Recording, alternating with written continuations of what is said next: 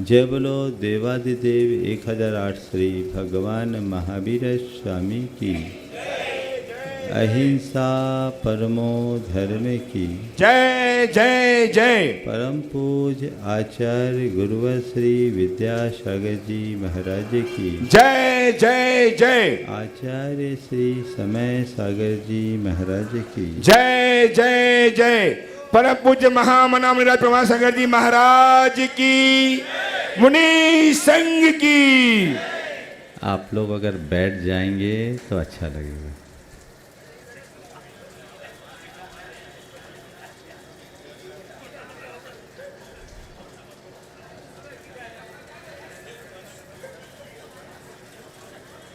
हमारा जन्म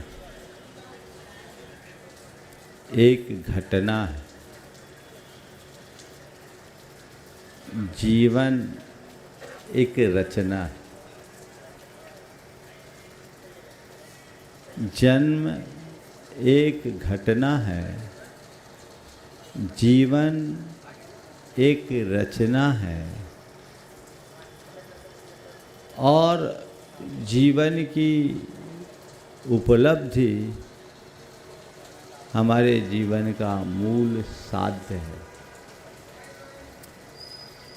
जन्म की घटना इस धरती में प्रकट होने वाले हर मनुष्य के साथ हुई। हमने, आपने, सबने जन्म धारण किया। इस दृष्टि से देखा जाए तो जन्म की प्रक्रिया सबकी समान है, इसलिए जन्म की घटना भी समान है। ये हो सकता है कि किसी का जन्म राजमहल में हो और किसी का जन्म पर्णकुटी में हो, लेकिन प्रक्रिया जन्म की सबकी एक सी है। जन्म एक घटना है, हमारे आपके सबके साथ घटी। लेकिन हमें जो जीवन मिला ये रचना है। किसकी रचना है? कभी आपने समझा? जीवन मिला ये एक रचना है। किसकी? जिसने जन्म दिया उसकी।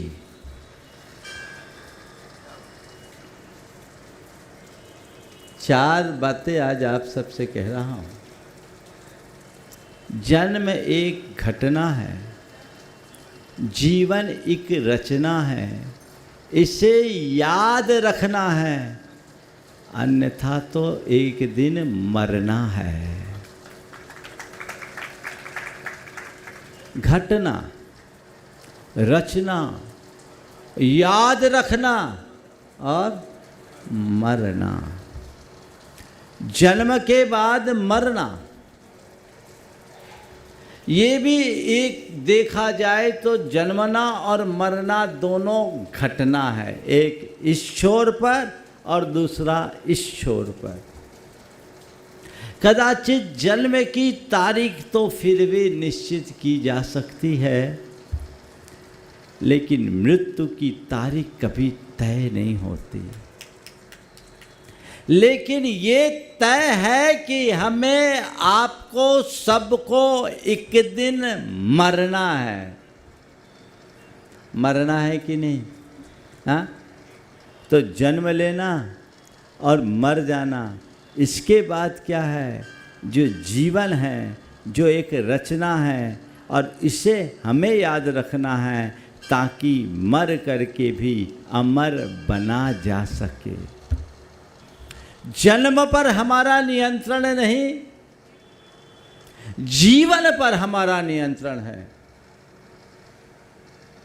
और यदि हमने अपने जीवन पर नियंत्रण रखा तो हमारा मरण मंगलमय हो सकता है, इसमें कोई संशय नहीं। संत कहते हैं, अपने मरण को मंगलमय बनाना चाहते हो तो जीवन पर नियंत्रण रखो, जीवन की रचना एक अच्छी रचना बनाओ। जीवन कागज के पन्ने के समान है। उस कागज के पन्ने पर एक सुंदर चित्र भी अंकित किया जा सकता है, तो उसी पन्ने को स्याही के दाग धब्बे से विकृत भी किया जाता है। दोनों संभावनाएं उस कागज के साथ है। ये हम पर है कि हम उस कागज पर चित्र आंकते हैं, उसे सुंदर बनाते हैं, या दाग धब्बों से उसे विकृत करते हैं। अगर हम अपने सद आचरण के सुंदर आलेखन से कोई अच्छा आकार दे, तो वह एक रुचिपूर्ण चित्र का रूप ले, और उसकी जगह यदि हम अपने स्याह आचरण के दाग धब्बों से उसे कलंकित करें, तो हमारा जीवन पूरी तरह अपवित्र होगा। हम क्या कर रहे हैं? जन्म तो प्रकृति ने हमें दे दिया, माता पिता ने हमारे जीवन की रचना भी रच दी। अब हमें जो करना है वो करे, अपने जीवन को सही दिशा दे, जिससे अपने जीवन में सार्थक उपलब्धि घटित की जा सके। एक वाक्य सदैव याद रखना, महत्वपूर्ण ये जन्म नहीं जीवन है, जीवन की दिशा है। मैं कहाँ जन्मा, कैसे जन्मा, इसका कोई अर्थ नहीं, लेकिन मैं कैसे जिया ये अर्थवान है। जन्म तो ले लिए, इस धरती पर ऐसे अनेक लोग हैं जिनका जन्म बड़ा साधारण हुआ, लेकिन जीवन असाधारण बना। हमारा जन्म हो गया, अब उसमें तो कोई परिवर्तन नहीं। जीवन को हम विशिष्ट कैसे बनाएं? कैसे जी रहे हो? अपने जीवन की समीक्षा कीजिए। बहुत पहले 2 पंक्तियां मैंने पढ़ी थी, आज के संदर्भ में उसे सुना रहा हूँ। इस जहां में न जाने क्या कार नुमाए कर गए, इस जहां में न जाने क्या कार नुमाए कर गए। बीए किया, एमए किया, नौकर हुए, पेंशन मिली और मर गए। यही हुआ ना? क्या कारनामा है तुम्हारा? तुम्हारे जीवन की उपलब्धि के रूप में क्या है? बोलो। हमने जन्म पाया, नर जन्म पाया, लोक में सबसे दुर्लभ जन्म पाया, जन्म ही नहीं, नर जन्म ही नहीं, जैन कुल भी पाया। किसको सुना रहे? पाया तुमने बहुत कुछ अच्छा अच्छा पाया, लेकिन अच्छा पाने के बाद किया क्या? बोलो, क्या किया? 4 बातें साथ में और आपके सवाल के लिए दे देता हूँ। अच्छा पाना, अच्छा कहलाना, अच्छा करना और अच्छा बनना, चारों जीवन की बातें हैं। पाना, कहलाना, करना और बनना। अपने जीवन की उपलब्धियों पर जब तुम दृष्टिपात करोगे तो पाओगे कि तुमने बहुत कुछ अच्छा पाया है। पाया है कि नहीं? बोलो। औरों से अच्छा गिनाऊं। जन्म पाया।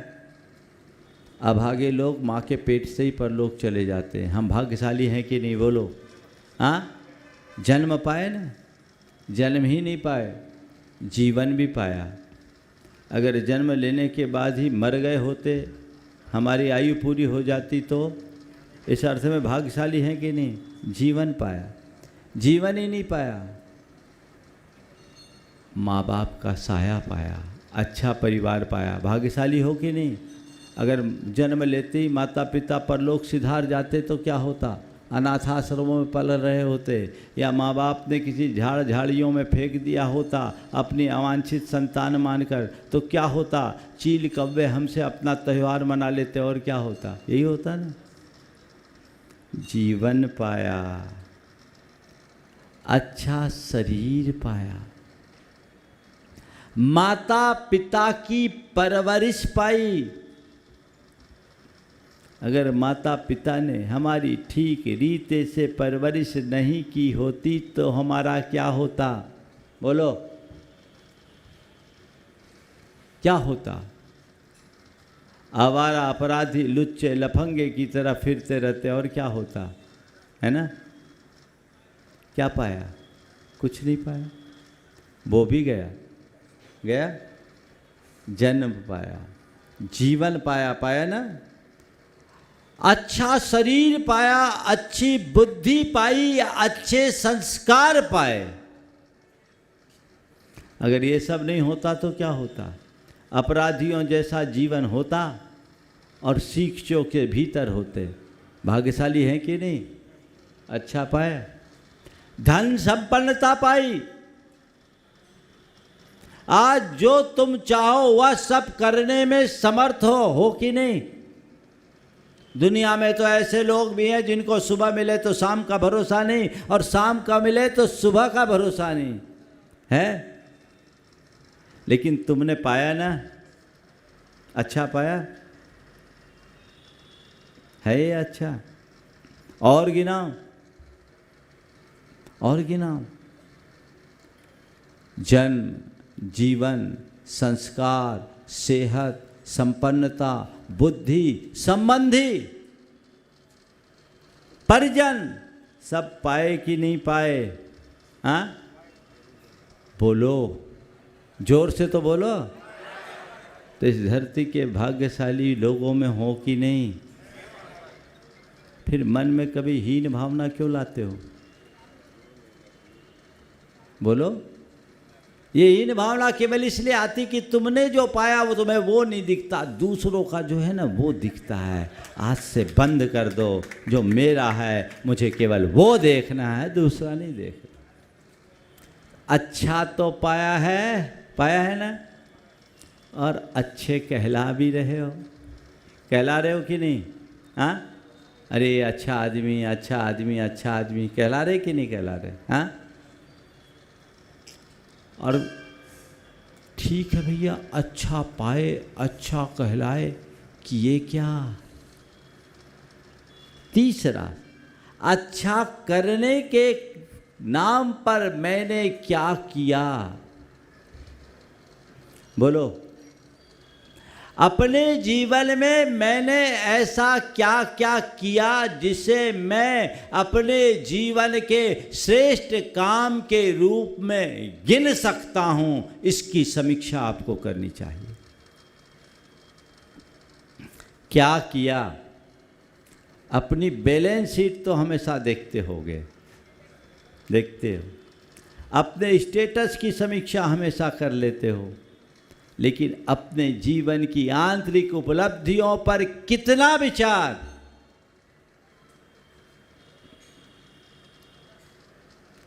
कदाचित तुम दान धर्म भी किए होगे अच्छा करने के नाम पर, त्याग तपस्या भी तुमने किया होगा अच्छा करने के नाम पर, पूजा पाठ स्वाध्याय समागम सत्संग भी तुमने किया होगा अच्छा के नाम पर, और इन सब अच्छाइयों के कारण तुमने अपनी अलग पहचान भी बना ली होगी, और समाज में तुम एक अच्छे मनुष्य के रूप में पहचाने भी जाते होगे, लोग तुम्हें अच्छा कहते भी होंगे। जब अच्छा करता कोई दिखता है तो लोग उसे अच्छा कहते हैं, इसमें कोई संशय नहीं। लेकिन मैं अगली बात जो सबसे महत्वपूर्ण आपसे कहना चाह रहा हूँ, कोई ज़रूरी नहीं कि जो अच्छा करे वह अच्छा बने भी।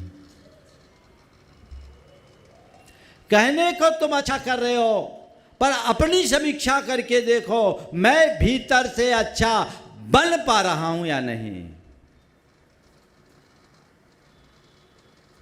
अच्छा बनना एक रूपांतरण है। करना तो क्रिया सरल है, पर रूपांतरण बहुत दुर्लभ है। कोई जरूरी नहीं कि अच्छा करने वाला व्यक्ति अच्छा हो ही।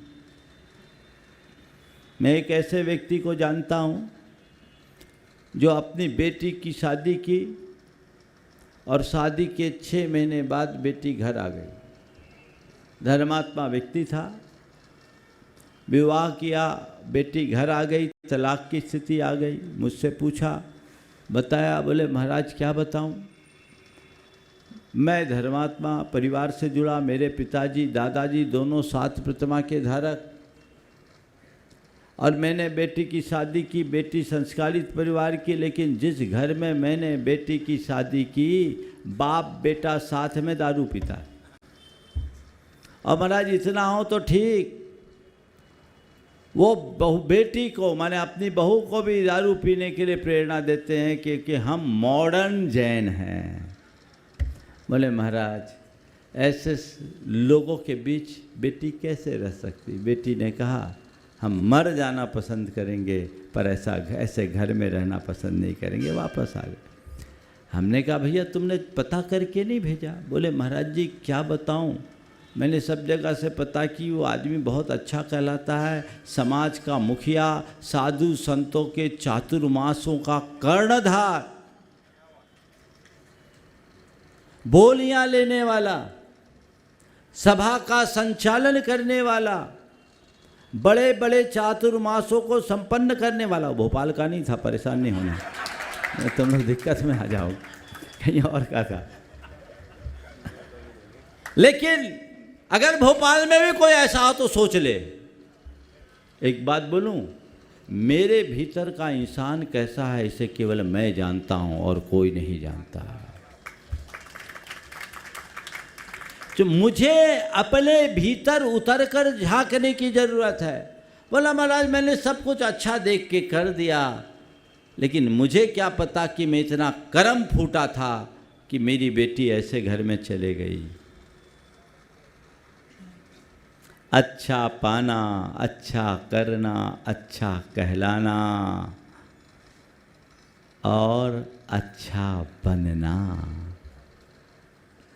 अच्छा पाने वाले लोग सुलभ है, अच्छा करने वाले लोग दुर्लभ है, और अच्छा करने से भी ज़्यादा दुर्लभ अच्छा कहलाने वाले हैं, और अच्छा बनने वाले लोग तो महा दुर्लभ हैं। मुझे जन्म मिला, जीवन मिला, तो ये जीवन अच्छा करने और अच्छा बनने के लिए मिला है, इसे याद रखना। ये याद रखो, मैं जितना बन सके अपने आप को अच्छा बनाऊं।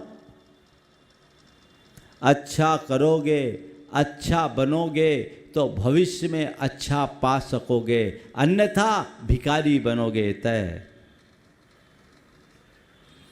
हर व्यक्ति चाहता है कि मैं जो आज पाया हूँ कल भी मुझे वही मिले। चाहते हो कि नहीं चाहते हो? बोलो। हाँ चाहते हो तो कुछ करो। तो एक आदमी मरा, उसकी बैलेंस शीट देखी गई तो पाप भरा हुआ था। उसने आरजू मन्नत की कि हमें कैसे भी नरक से बचा लो। तो वहाँ के यमलोक के अफसर ने कहा कि भैया ठीक है तुम्हें हम कंसीडर कर सकते हैं, लेकिन तुम अपने जीवन का एक भी अच्छा काम बता दो, एक भी अच्छा काम बता दो, हम तुम पर विचार कर लेंगे। तो वो अपना सिर खुजाने लगा, यहाँ झूठ तो बोल नहीं सकता। बहुत देर बाद याद करने के बाद कहा मैंने एक बार चवन्नी दान दिया था, चवन्नी दान दिया था। बोले चवन्नी का दान दिया था ये ठीक है, लेकिन लाए कहाँ से थे? बोले एक की अठन्नी चुराई थी, अठन्नी चुराई थी। तो उसने कहा अरे अठन्नी चुरा कर चवन्नी का दान देने वालों की स्वर्ग में कोई जगह नहीं, जाओ नरक में। समझ गए? अपना लेखा जोखा करके देख लेना क्या किए। अच्छा करो, जीवन में एक लक्ष्य बनाइए कि जितना अर्जित करके आए हैं, लेकर आए हैं, उससे ज़्यादा संचित करके जाना है। व्यापारी हो ना आप लोग, इन्वेस्टमेंट करते हो तो क्या करते हो? जितना इन्वेस्टमेंट उसी हिसाब से रिटर्न चाहते हो कि नहीं? तो भैया तुम कितनी पूंजी लगाकर ये सब पाए हो, उसका रिटर्न चाहिए कि नहीं? बोलो, रिटर्न चाहिए ना? तो यदि उसका रिटर्न चाहते हो, अच्छा करो, और अच्छा कहलाने के लिए नहीं, अच्छा बनने के लिए अच्छा करो। अच्छा बनने के लिए अच्छा करो, जिससे जीवन की बेहतरी घटित हो सके, और वही हमारे जीवन की सार्थक उपलब्धि होगी। तो दो बातें याद रखना है, मैंने जीवन में अच्छा पाया है इसलिए मुझे अच्छा करना है और अच्छा बनना है। जितना बने अच्छा करना है और अच्छा बनना है। अच्छा बनने के लिए अच्छे से अच्छा करना है, नहीं तो मरना है। और देखो हमारे देश की एक और विचित्रता है, जिंदगी भर आदमी चाहे कैसा भी जिए, मरने के बाद सब उसको स्वर्गीय बता देते है ना। जीते भी जी जिसकी आलोचना होती है शोक सभा में, सब कोई उसकी प्रशंसा करते। आज रास्ते में एक भाई बता रहा था कि एक बहन जी 5 सालों से बेड पे थी, कई बेडसोल हो गए थे, वो मरी, वृद्ध थी, और उनकी शोक सभा में एक सज्जन ने बोला ये रोज़ मंदिर जाती थी, मैं इन्हें रोज़ मंदिर जाते देखता। जो 5 बरस से बेड पे है उसके लिए भी शोक सभा में अगर कोई कह रहा है तो ये कहता है कि रोज़ मंदिर जाती थी, मैं देखता हूँ। मरने के बाद लोग तुम्हारे बारे में क्या कहे ये महत्वपूर्ण नहीं है, पर मरने के बाद तुम कहाँ पहुँचो ये तुम्हें याद रखना है। वो बात आप सबको ध्यान में रख लेने की है।